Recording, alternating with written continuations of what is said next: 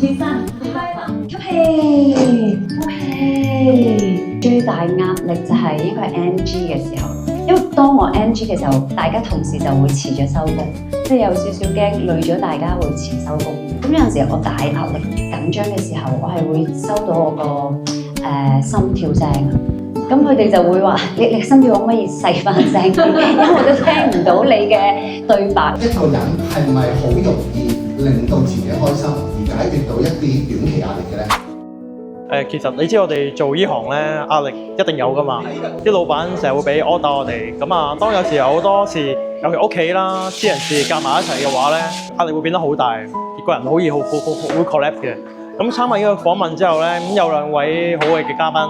咁啊，介紹咗幾個方法俾我哋去點樣去舒緩壓力。咁啊，我記得有一個講五指呼吸大法啦，咁可以令到壓力舒服啲、減壓啲。當佢精神力唔好嘅時候，你係唔會做嗰件事。咁啊，除咗關注我哋嘅 performance 之外咧，都在意我哋嘅心靈健康。咁呢個好窩心嘅對我嚟講。今日學咗好多方法，可以點樣釋放自己嘅壓力。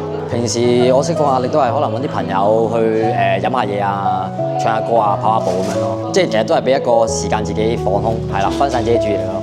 精神健康你如果長期唔好嘅話咧，會令到個人可能有焦慮啊、抑鬱症啊，即係嗰啲之類咯。即係發現自己有呢個問題，一定要揾人，即係揾相對嘅人去點樣解決咯，或者揾人傾偈啊，自己揾啲方法去即係做翻好咯。